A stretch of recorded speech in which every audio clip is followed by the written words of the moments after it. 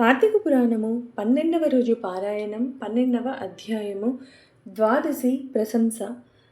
మహారాజా, కార్తీక మాసమున కార్తీక సోమవారమున కార్తీక ద్వాదశి వ్రతమును గురించి సాలగ్రామపు మహిమలను గురించి వివరించేదను వినుమని వశిష్ఠ మహాముని ఈ విధముగా తెలియచేసిరి. కార్తీక సోమవారము నాడు ఉదయముననే లేచి కాలకృత్యములు తీర్చుకొని నదికి వెళ్ళి స్నానము చేసి ఆచమనము చేయవలేను.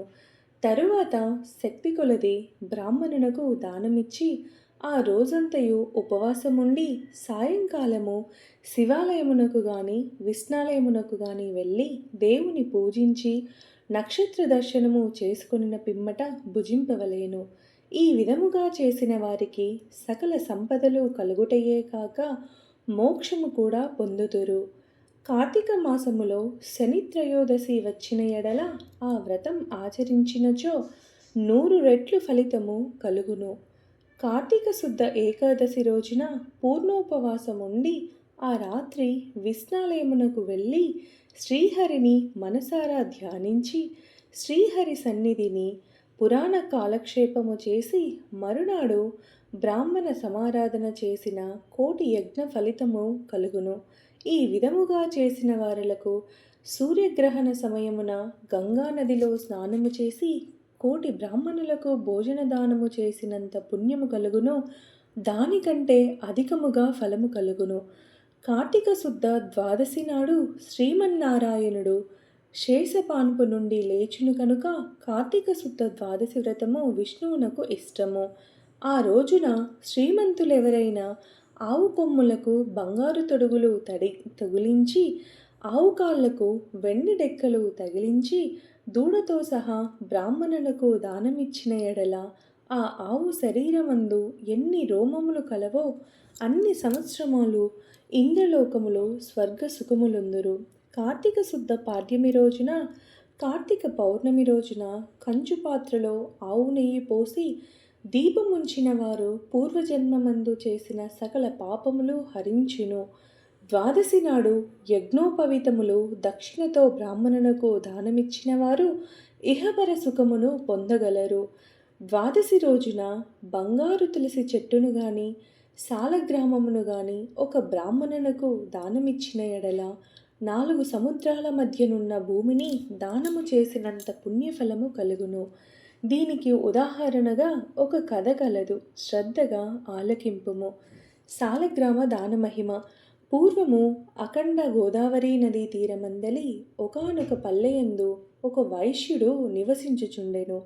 వాడు మిగుల దురాశాపరుడై నిత్యము ధనమును కూడబెట్టుచు తాననుభవింతక ఇతరులకు పెట్టక బీదలకు దాన ధర్మములు చేయక ఎల్లప్పుడూ పరనిందలతో తానే గొప్ప శ్రీమంతుడుగా విర్రవీగుచు ఏ జీవికి కూడా ఉపకారమైనను చేయక పరుల ద్రవ్యము ఎటుల అపహరింతునా అను తలంపుతో కుత్సిత బుద్ధి కలిగి కాలము గడుపుచుండెడు. అతడొకనాడు తన గ్రామమునకు సమీపమున ఉన్న పల్లెలో నివసించుచున్న ఒక బ్రాహ్మణునకు తన వద్దనున్న ధనమును పెద్ద వడ్డీకి అప్పు ఇచ్చెను. మరికొంతకాలమునకు తన సొమ్ము తనకిమ్మని అడుగగా ఆ విప్రుడు, అయ్యా, తమకీయవలసిన ధనము 1 నెల రోజుల గడువులో ఇవ్వగలను. మీ రుణముంచుకోను. ఈ జన్మలో తీర్చని ఎడల మరుజన్మమున మీ ఇంట ఏ జంతువుగానో పుట్టి అయినా మీ రుణము తీర్చుకోగలను అని సవినయముగా వేడుకొనెను. ఆ మాటలకు కోమటి మండిపడి, అట్లు వీలులేదు. నా సొమ్ము నాకిప్పుడే ఇయ్యవలేను, లేని ఎడల నీ కంఠమును నరికివేయుదును అని ఆవేశం కొలది వెనుక ముందు ఆలోచించగా తన మొలనున్న కత్తితో ఆ బ్రాహ్మణుని కుత్తుకను కోసెను. వెంటనే ఆ బ్రాహ్మణుడు గిలగిలా తన్నుకొని చనిపోయెను.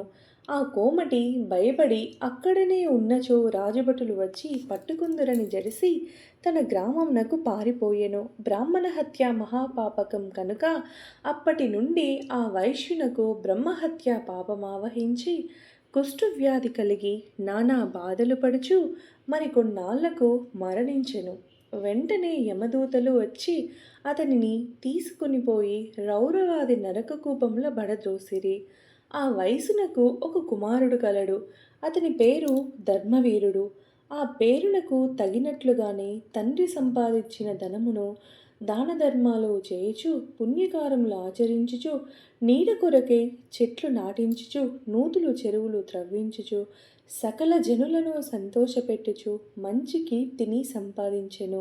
ఇటులుండగా కొంతకాలమునకు త్రిలోక సంచారియగు నారదుల వారు యమలోకము నుంచి భూలోకము దర్శించవచ్చి త్రోవలో ధర్మవీరుని ఇంటికి వేయించేసిరి.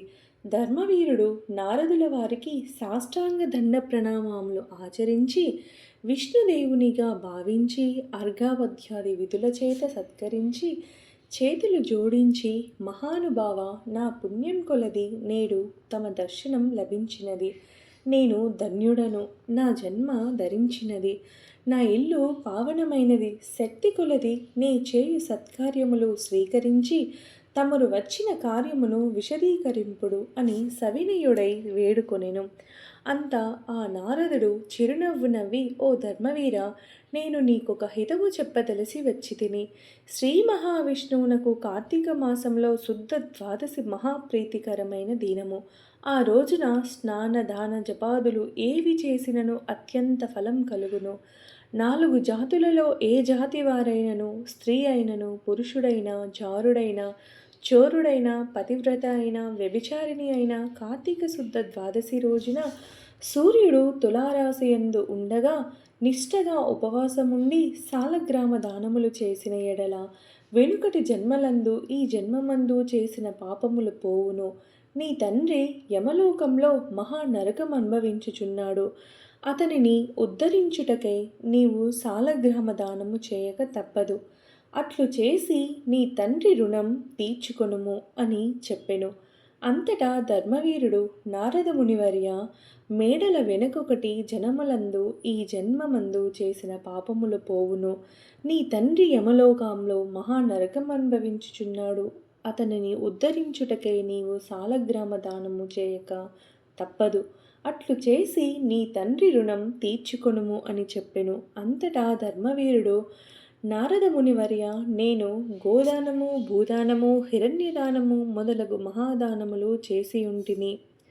అటువంటి దానములు చేయగా నా తండ్రికి మోక్షము కలగనప్పుడు ఈ సాలగ్రామం అనే జాతిని దానము చేసినంత మాత్రమున ఆయన ఎట్లు ఉద్ధరింపబడునాయని సంశయము కలుగుచున్నది.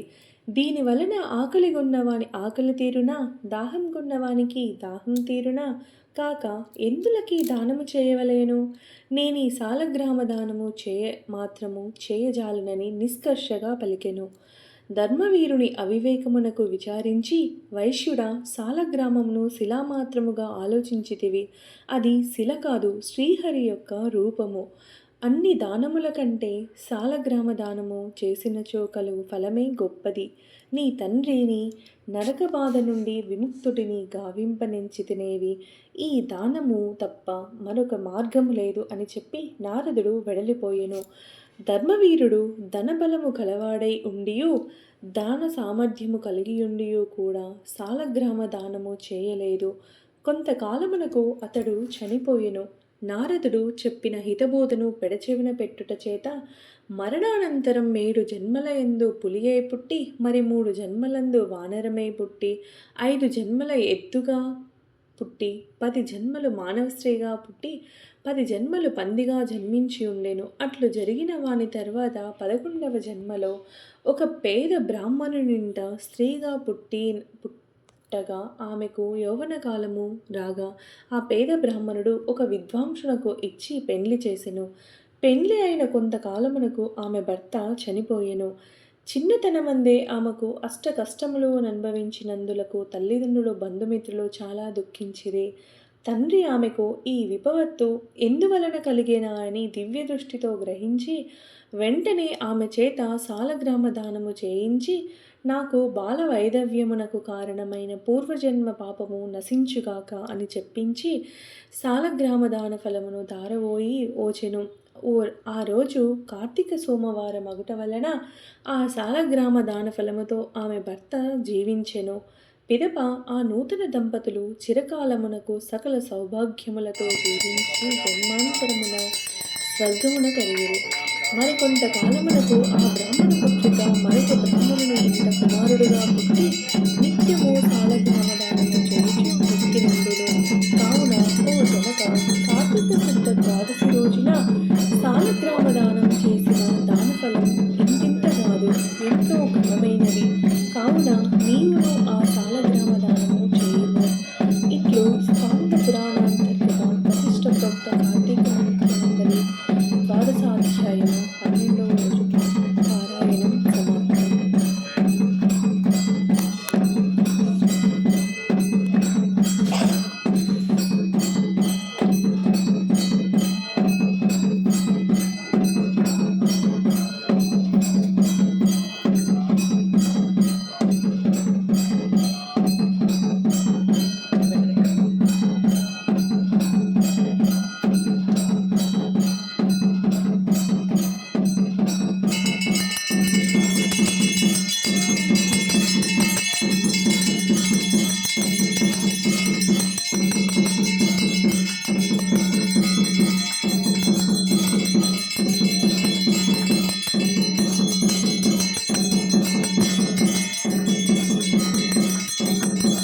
కాలాగ్నిరుద్రాయ నీలకంఠాయ మృత్యుంజయాయ సర్వేశ్వరాయ సదాశివాయ శ్రీమన్ మహాదేవాయ నమః.